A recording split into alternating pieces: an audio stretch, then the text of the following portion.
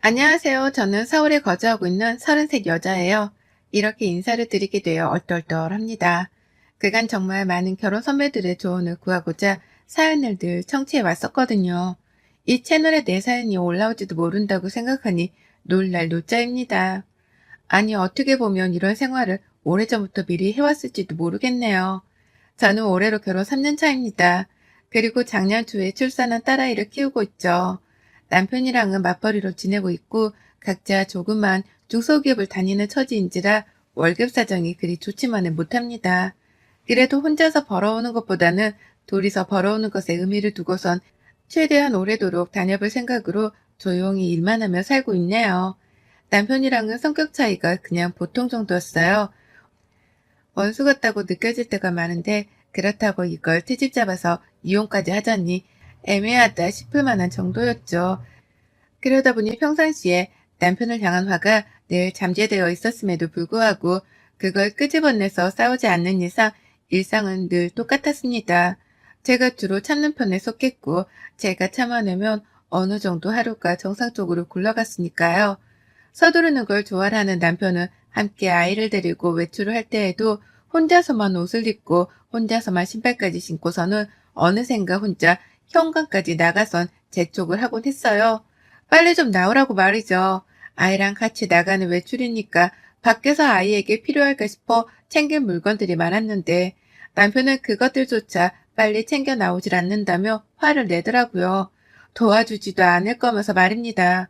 그런 일 때문에 몇 번 상처도 받고 기분 좋게 외출을 하려다가 현관 앞에서부터 기분이 잡쳐져 하루 종일 우울했던 날도 여럿 있었어요.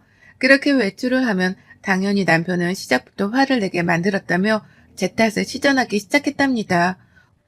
혼자 화해를 해보려 하다가 또 혼자 화를 냈다가 아주 지 마음대로 성질을 부렸다 참는 재주가 기가 막힌 놈이었죠.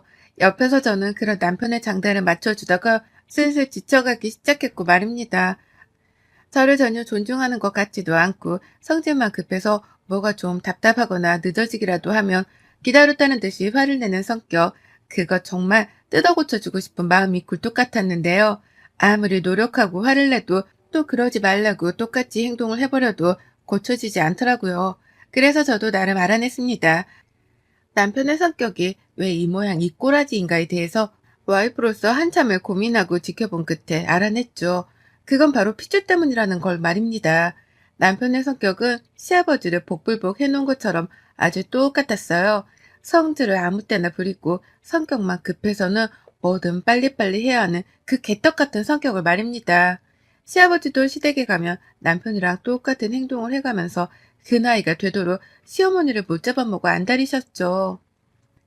처음엔 며느리가 앞에 있는데도 불구하고 큰 소리로 시어머니를 부른다거나 자신이 화가 났다는 걸 고함을 치며 어필하려고 하는 시아버지의 행동에 소스라치게 놀랐었습니다. 뭐 저런 교양 따윈 밥 말아먹은 아저씨가 다 있나 싶었거든요. 아무리 며느리가 편하다고 할지라도 이제 막 결혼해서 들어온 새 식구인데 그런 식구 앞에서 기존의 식구들에게 소리치고 화내고 성질을 부리는 게 정상 같아 보이진 않았습니다. 문제가 많은 시아버지라는 걸 단박에 알아챌 수 있었죠.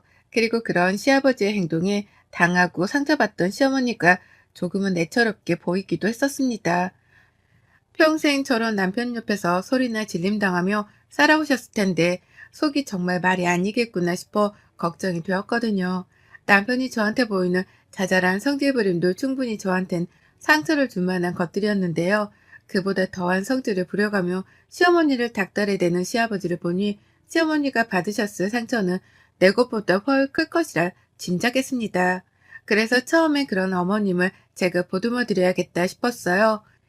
이왕이면 성격이 잘 맞을 것으로 보여지는 어머님이랑 둘이서 따로 자주 만나 조용히 힐링을 하는 시간도 갖고 서로의 남편으로부터 당하는 힘든 점들에 대해서 공유하고 공감을 하며 스트레스라도 풀고자 했습니다.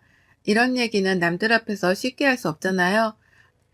내 남편, 내 시아버지 흉을 아무리 친한 친구라 할지라도 쉽게 뱉어내기란 어려운 것이었는데 시어머니라면 충분히 말을 할 수 있겠다 싶었던 거죠. 누구보다 승질을 부리는 배우자로부터 받는 스트레스를 잘 아실 테니 말이죠. 하지만 저의 이런 단순한 일차원적인 생각은 단박에 물거품이 되었답니다. 제가 보기에는 시아버지랑 남편만큼이나 시어머니가 성질도 막상 막하였거든요.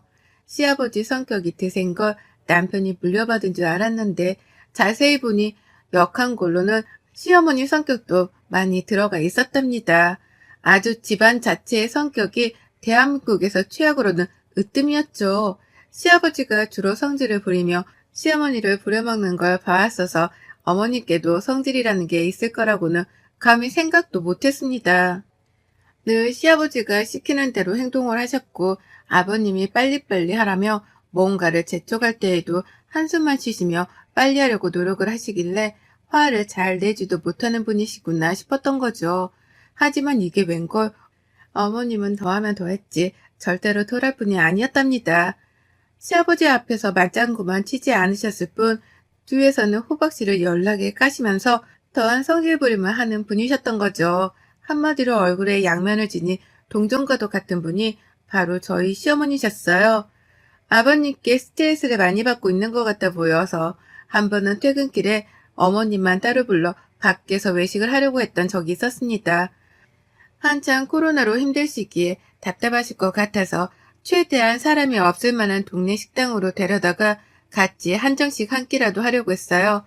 그런데 어머님은 나오면서부터 귀찮은데 불러냈다며 궁시렁궁시렁거리시고 식당 안으로 들어가서는 웬 후줄근한 식당에 데려와서는 돈 아끼려 한다면서 제 지갑 사정형을 갑자기 보시더라고요. 기껏 생각해서 여기까지 데려온 사람한테 돈 아끼려고 저렴한 식당을 찾아 데려왔다는 소리를 하며 제 월급을 까내리신 겁니다. 좋은 의도를 가지고 불러낸 며느리 앞에서 중소기업 다니느라 월급이 적을 거라는 흉을 봤단 말이에요. 정말 믿을 수 없었죠.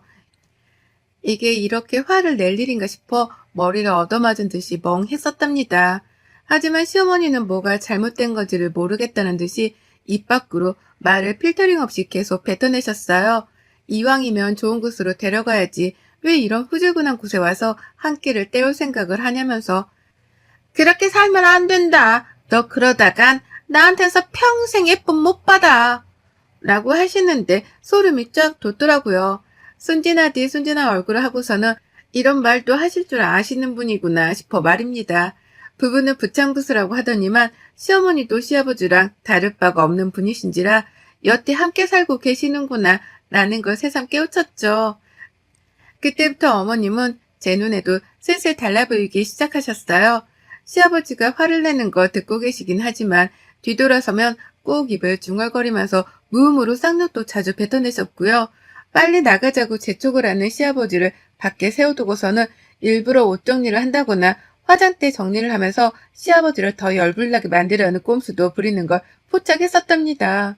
시어머니 나름대로 시아버지께 맞대응을 하면서 소소한 복수를 감행하고 계셨던 것이었죠. 자기가 할 수 있는 일을 하면서 말입니다. 그러면서 어머님은 며느리인 저랑도 서서히 가까워졌다고 생각을 하시는지 그런 성격을 저에게까지 서스럼 없이 보이기 시작하셨죠. 특히 제가 아이를 낳고 나서부터는 시아버지랑 두 분이서 저희 아이를 보러 집에 오시며 그 성격을 더욱 쉽사리 표출하셨답니다. 저요? 집에서 저희 아이 앞에서만큼은 부부싸움도 안 하려고 노력하는 사람이에요. 불필요한 남편과의 언쟁 따위도 웬만하면 참다가 안방에 들어가서 자기 전에 조용히 말을 꺼내고 싶어 하는 사람이 저입니다. 애한테 부부가 어른답지 못한 모습을 보이면서 괜한 긴장감을 안겨주고 싶지 않았으니까요. 다행히 이런 점에서는 남편이랑도 뜻이 잘 맞아서 저희 부부는 정말 웬만하면 참다 안방 아래서 소리를 낮추고 부부싸움을 해대는 편이었어요.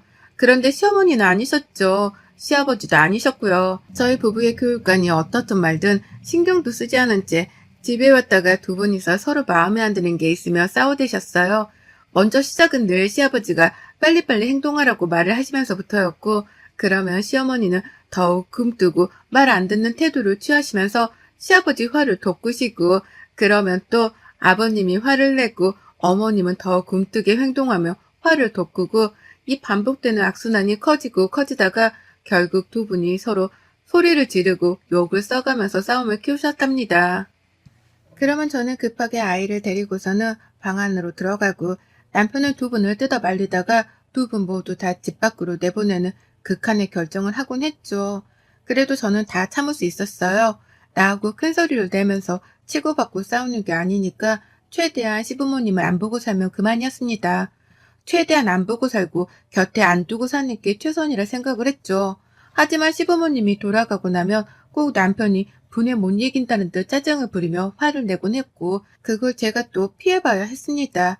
가뜩이나 기분이 나쁜데 남편 때문에 더 나빠졌달까요? 그리고 무엇보다도 시어머니가 정도를 넘어서 제 친정 식구까지 피해를 보게 하며 저는 더 이상 참고만 사는 가만히가 될 수 없었답니다.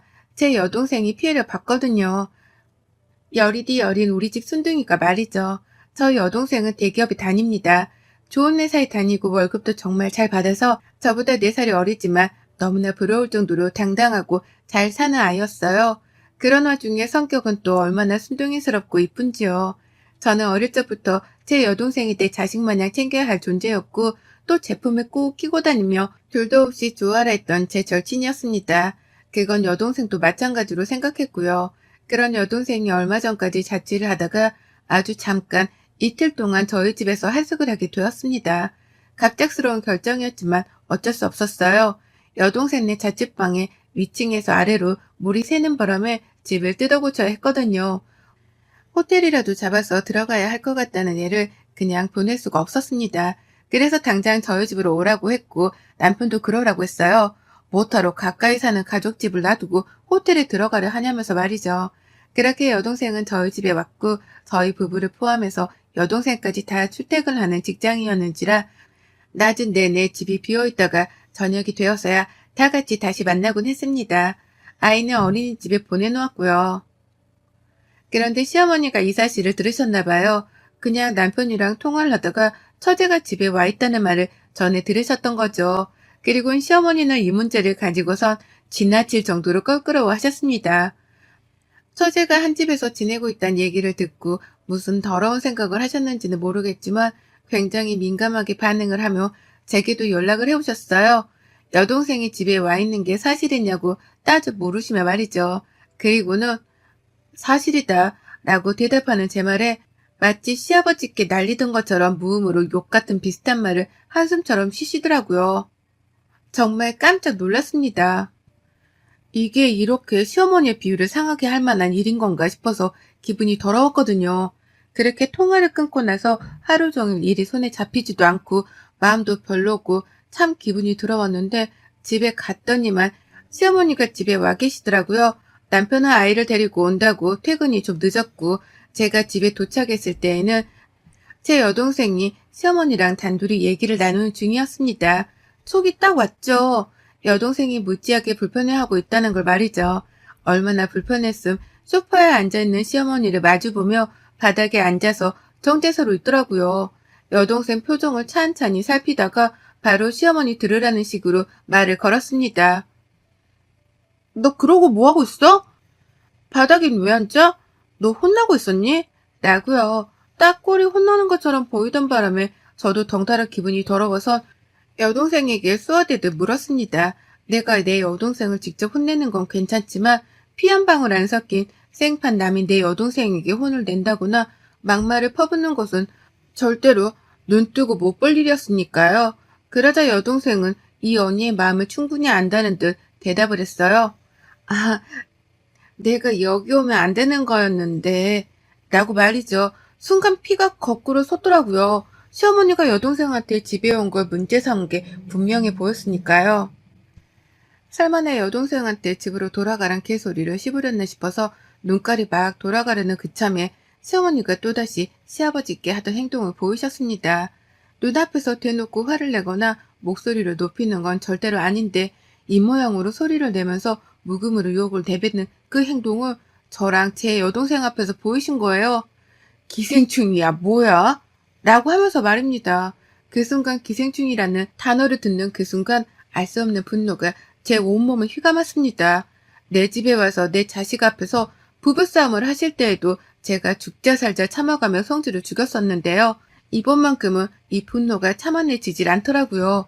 확 열이 한 번 받아서는 머리가 새하얘졌습니다. 그리고 본능적으로 되물었어요. 뭐라고요? 기생충? 라고 말이죠. 여동생은 제가 빡친 걸 직감했는지 언니, 나 갈게. 그냥 네가 가면 돼. 라고 하면서 최대한 싸움을 말리려고 했습니다. 그게 최선이라고 생각을 한 거였죠. 하지만 전 아니었어요. 평생 시어머니라 부르면서 얼굴을 마주보고 살아야 하는 아줌마 입에서 내 여동생을 향해 기생충이라는 단어가 튀어나왔다는 걸 그냥 두고 보고 넘길 수 없었답니다. 이제라도 안 보고 살거나 이제라도 따끔하게 홍군형을 내주고 길을 눌러주거나 둘 중 하나는 해야겠다 싶었어요. 그래서 감히 내 여동생에게 퍼부은 그 막말의 대가를 그 자리에서 치러드려야겠다 마음 먹었죠. 지금 당장 사과 안 하면 어머님한테도 기생충 한 마리 안겨드릴 테니까 생각 잘하세요. 사과하세요. 당장 사과하세요. 라고 말을 했습니다. 시어머니 얼굴은 이미 불만이 가득하던 표정이었고 사과? 그런 것 따위는 할 마음이 없다는 듯이 자기가 뭘 잘못했는지 모르겠다는 말을 해가면서 눈가를 위로 굴려대더라고요. 꼴의 자존심은 있다고 며느리 앞에서 잘못한 걸 사과하지 않겠다. 콧대 세운 겁니다. 그러니 어쩌겠어요? 말도 안 통하고 마주하고 싶지도 않은 이 꼴불견 시어머니께 평생 속죄하도록 벌을 안겨드려야겠다 싶었죠. 바로 손절을 때렸습니다. 사과 안 하실 거죠? 안 하셔도 돼요. 근데 안 하실 거면 제 입에서 어머님 소리는 못 들을 각오는 하셔야죠. 나가세요. 당장 내 집에서 나가. 라고 막말을 뱉어버렸어요. 존댓말? 그딴 애입 따위는 차리고 싶지도 않았습니다. 당장 내 집에서 나가라며 제 여동생이 보는 앞에서 시어머니께 면박을 주면서 쫓아내버렸어요. 어머님은 남편한테서 듣던 호통을 며느리한테서까지 들었다는 게 열불이 났는지 환멸이 난다는 표정을 지으며 궁시렁대다 집을 나가버리셨고요. 그리고 전 그날까지도 남편 앞에서는 아무런 티를 내지 않았지만 여동생이 집수리를 마치고 자취방으로 돌아가자마자 기다렸다는 듯이 남편과 관계 정리를 했습니다. 네, 이혼을 하겠다고 선포를 했어요.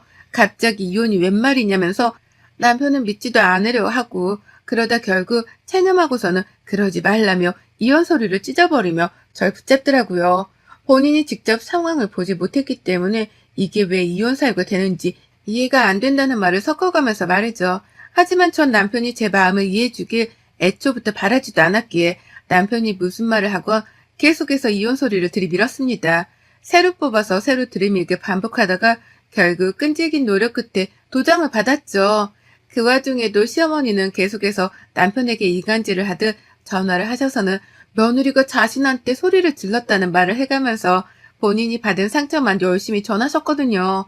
하지만 남편은 그 당시 저랑 이혼을 한 해 만에 하는 문제로 골머리를 앓고 있던지라 시어머니가 무슨 투정을 부리던 간에 관심을 들이지 못했답니다.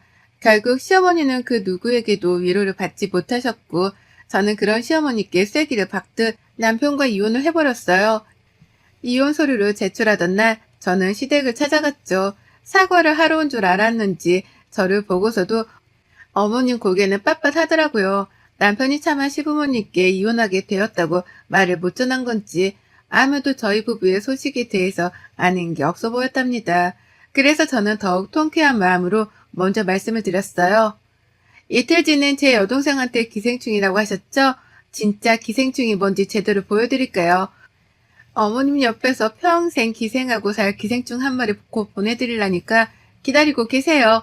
라고 말입니다. 뭔 말인지 이해를 할 수 없다는 듯이 어머님은 답답하던 표정과 함께 여전히 건방지다며 제 태도를 문제 삼고는 화를 내셨는데요. 전 그런 시어머니를 길잃은 강아지 마냥 바라보며 한심하단 듯이 고개를 절레거리다가 먼저 시댁을 나와버렸습니다. 어머님이 그냥 가는 거냐며 막 저를 불러 제끼셨는데 저는 그 부름을 싸그리 무시했어요. 들은 척도 안 한 채로 시댁을 나왔고 그날 어머님은 남편으로부터 저희 부부가 이혼을 한다는 소식을 마침내 전해 들으셨답니다. 제가 한 말이 계속 마음에 걸렸던지 남편한테 전화를 해서 무슨 일이 있는 거냐고 막 퍼부으셨던 모양이더라고요. 그러니 남편은 이혼한다는 말을 해버렸고 그 바람에 어머님도 상황 파악을 하신 거였죠. 며느리가 말한 그 기생충이 바로 자신의 나이 먹은 아들이란 사실을 말입니다.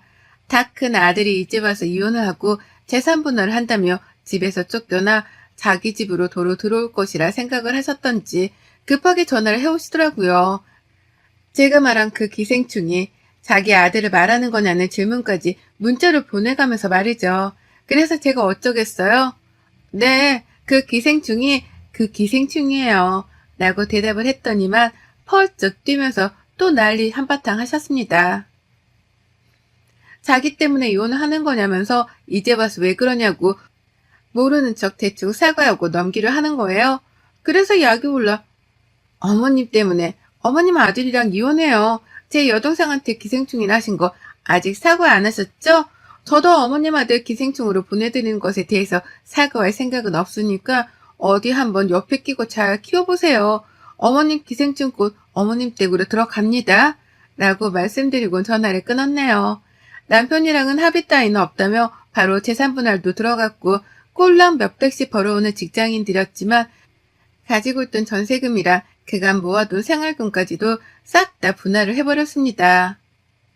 제가 아이를 키우는 조건으로 혹시나 싶어서 양육비 소송을 걸 준비를 하자 남편은 왜 이 문제를 소송까지 가려 하냐면서 벌벌 기며 양육비를 주겠다고 자진해서 합의를 해오기 시작했어요. 시작은 비록 시어머니의 막말 한마디 때문이었지만 어떻게 보면 결국 저희 부부는 이혼을 할 팔자였던 것 같습니다. 원체 서로 맞지도 않고 또 시어머니의 시아버지까지 성격이 하도 별나서 제가 받던 스트레스가 이미 한도를 초과했거든요. 이왕 이렇게 된 거 저는 기생충이라는 말을 듣기까지 한 제 여동생한테 사과를 하며 혼자서라도 스트레스를 덜 받고 살아볼까 해요. 이왕이면 성격 별난 사람들 옆에서 멀리 떨어져서는 온순하게 제 성격대로 살아보고자 최선을 다할 겁니다. 그간 정말 드세고 급한 성격의 시댁 것들 때문에 별별 눈치를 다 보고 살았는데 이제서야 숨통이 트입니다. 이 시원한 기분을 그대로 사연에 담았는데 구독자님들도 똑같이 느껴주셨으면 좋겠네요. 혼자서 키울 아이를 생각하면 막막하지만 그 어느 때보다 주변 사람들의 응원을 받아가며 힘차게 새 출발을 준비하고 있습니다. 그 기운 담아서 좋은 일만 가득했으면 좋겠어요. 여러분의 생각은 댓글로 남겨주세요. 오늘도 시청해 주셔서 정말 감사합니다.